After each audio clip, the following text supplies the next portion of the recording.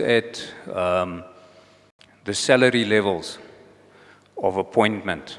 And I don't want to read it and bore everybody, but there's two levels there in terms of post determined by the minister. If you've got matric, you get appointed, I think, on salary level 3. If you've got a degree, the provision indicates salary level 6. No provision is made for applicants with a higher certificate or a diploma, in other words, NQF5 and NQF6. And I think going forward, when we're allowed to fill posts, etc., that might create one or two issues on the ground. A respectful request, can we please look at that? Thank you. Those are my few inputs. Thank you. Ma'am?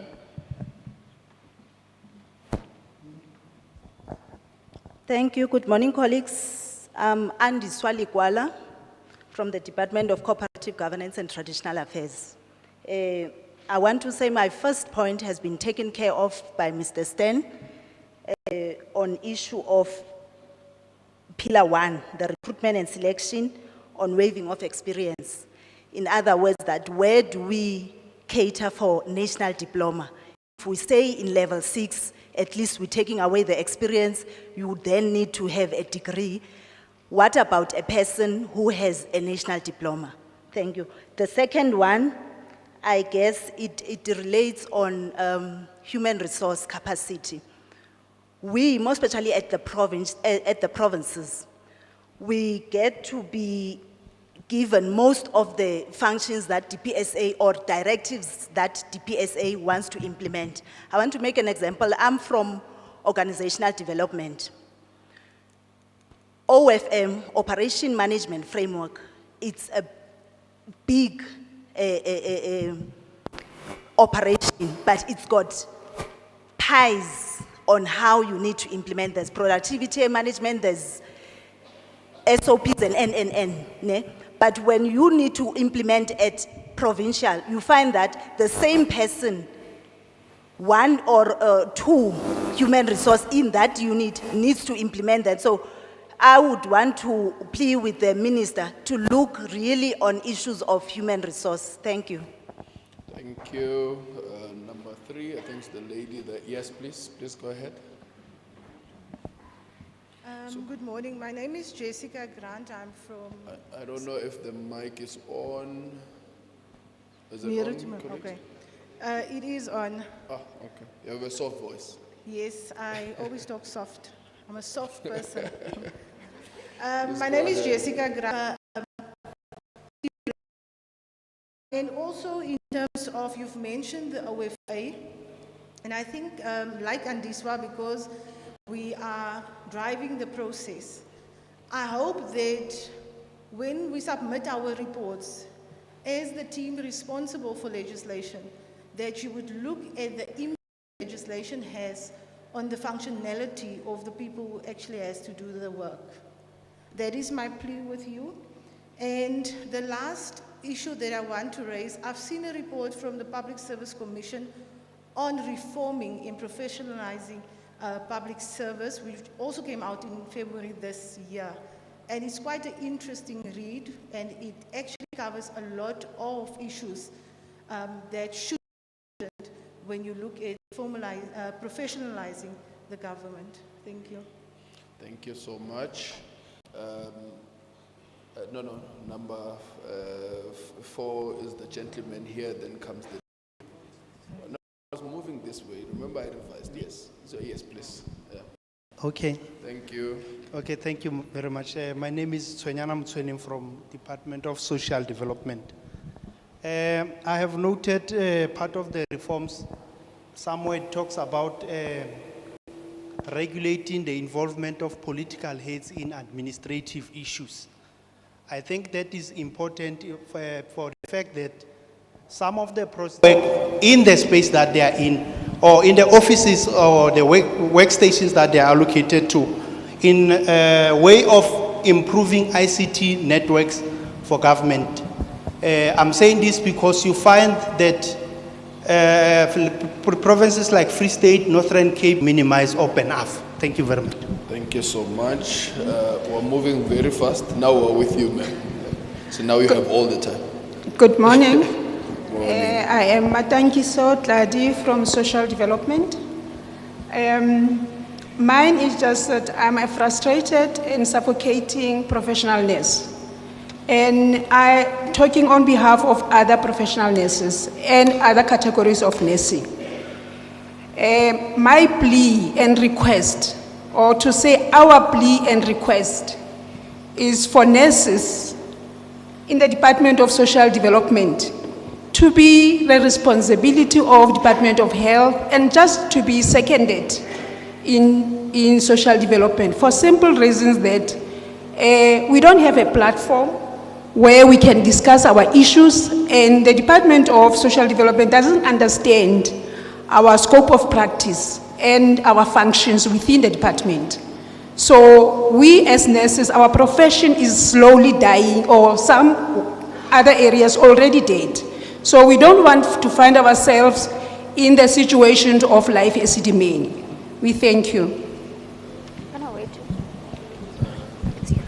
Oh, thank you. We'll ask the HOD of Social Development to make a comment on that one. We are blessed that the HOD is here. Yeah. And the MEC of Health as well. She would like to make, she insists that she wants to make a comment on that one. We'll go ahead. Good afternoon. Protocol observed. My name is Elaine Meiberg. I'm from Department of Community Safety, Roads and Transport.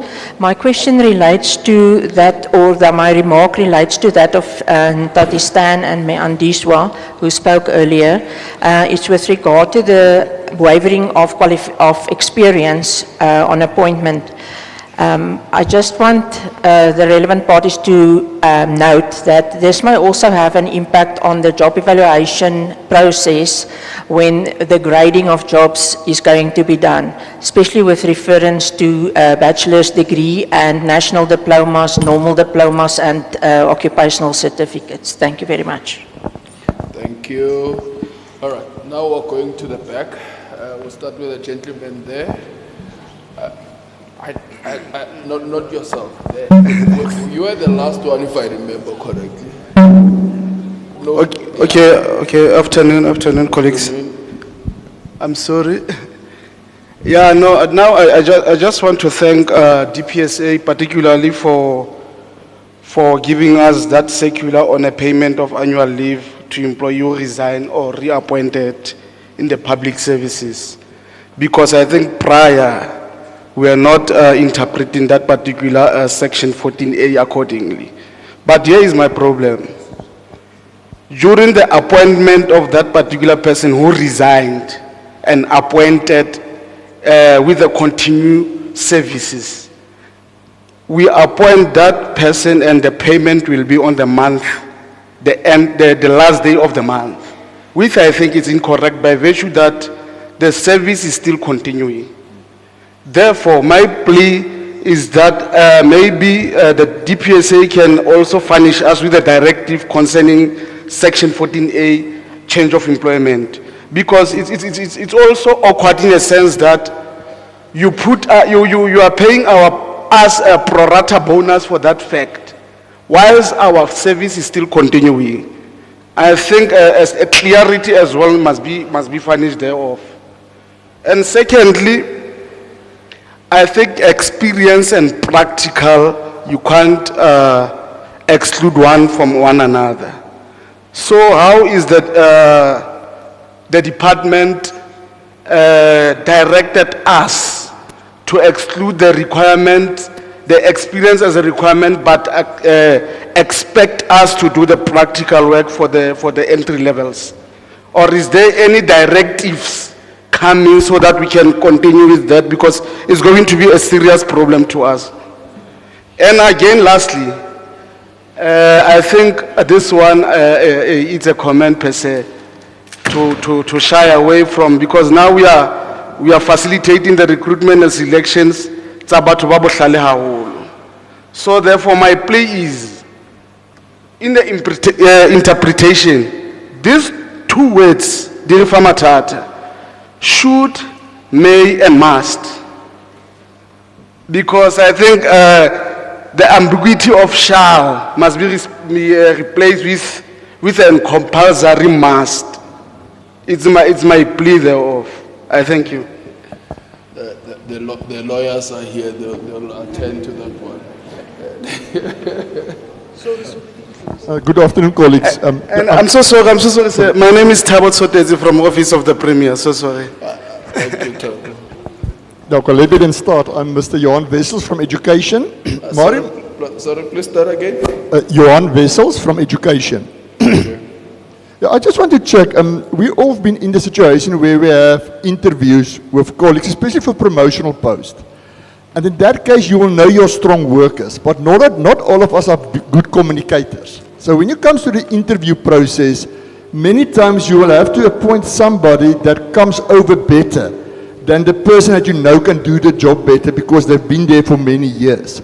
So we look at qualifications and we look at years experience, but years experience doesn't mean experience. Sometimes you will be sitting in the office for 15 years, doing a small job, sometimes not taking extra responsibility, but when it comes to the interview process, now that doesn't count for you because you are a shy person or a soft person. You will now appoint somebody else, and that other person, once they're appointed, they can't do the job as good as you. So you as the subordinary will still have to do the job of that person that's now your senior. And I had this discussion with our HR a couple of times where I said, yes, we have opportunity here. We are not paying cash bonuses anymore when it comes to evaluation. But why don't we let that count the mark when you're invited for an interview for a promotional post? Because then you're also motivated. If you work hard and you get a good PDMS score, you will get an extra score in the interview process. Although you are soft-spoken, you will outscore maybe the person that talks a lot because your work and your experience will show that I am able to do this job. Thank you. There's a story that Minister likes to give on interviews, so maybe she will share that on how to look at the biases that we might have. So we'll come back to that one. Please go ahead. Thank you. My name is Polo Sotsitanyo from Public Works. I just wanted to check with DPSA. Last time when we wanted to dispose redundant assets, we were told that by DPSA, no public servant is allowed to participate in that procurement. But I just wanted to check, what is the risk attached to that in relation to the conflict from the view of DPSA? Please repeat that. You were told? I'm saying we were but as public servants to participate in the procurement of those redundant assets by the DPSA. Yes. Okay. For instance, if ESCOM wants to dispose their fleet, their employees get the first preference.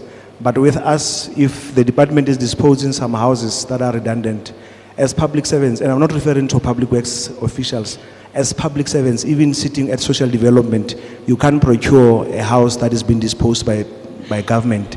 We're told it's like doing business with the state. Can we just get clarity in relation to that? Okay. All right. Renisha, you understand the question? Okay. So if a department wants to dispose of assets, we'll say the departmental employees are excluded from participating in that. Public servants as a whole are excluded from it.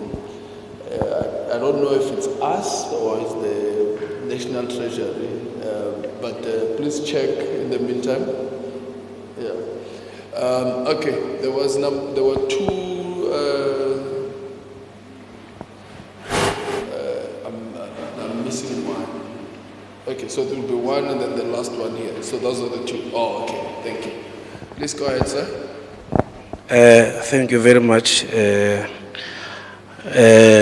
Minister, my name is Tawo Makwala from Department of Health. As you noted on the DG presentation that we are using e-recruitment to advertise the post, we therefore experience a challenge with regard to uploading the CV.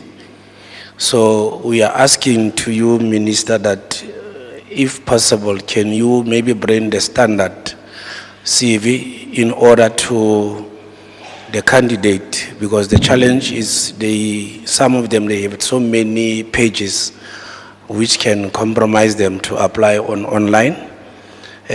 Number two, Minister, is as Department of Health, we are having so many OSD category, which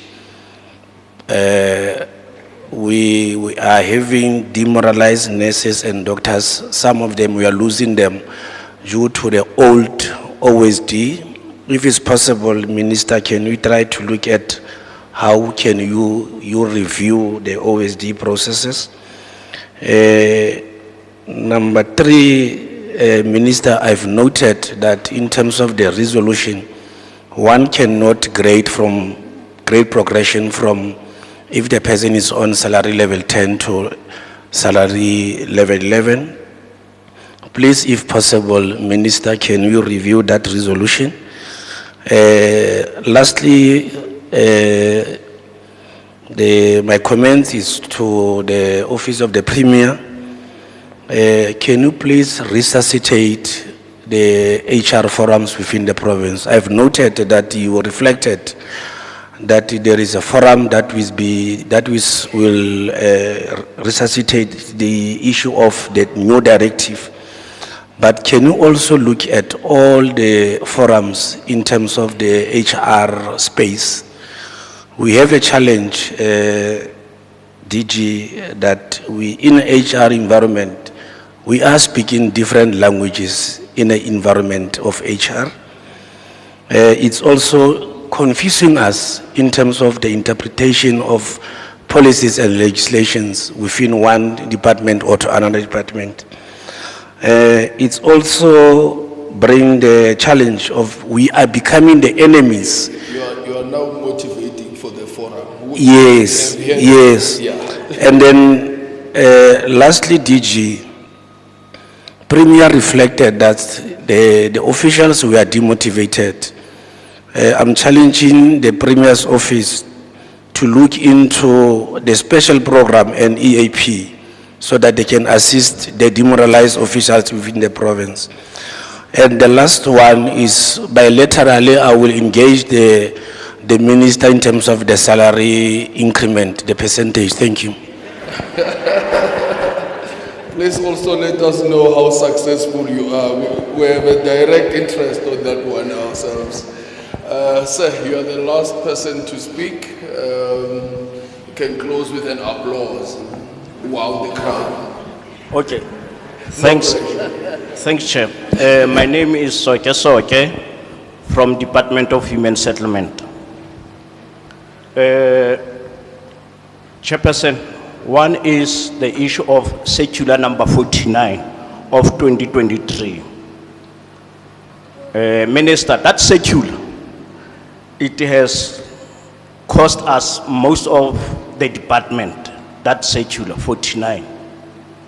And that circular 49, I regarded that circular, it has decampaigned to the ruling party. Why I'm saying that? The ruling party will say we want to fill so much post, but now we are not filling any post due to that circular. Let's look at that, Minister. And that circular, it has been extended to March 2025. So that circular is working against us. The other issue is that, Minister, I just want to check the issue of 2 ports. Can I raise it here? Maybe some of our colleagues, maybe they will then, because I'm coming from HR. 2 ports, people they are talking about it. But we as HR, and how you are going to improve the aggression and collaboration with them.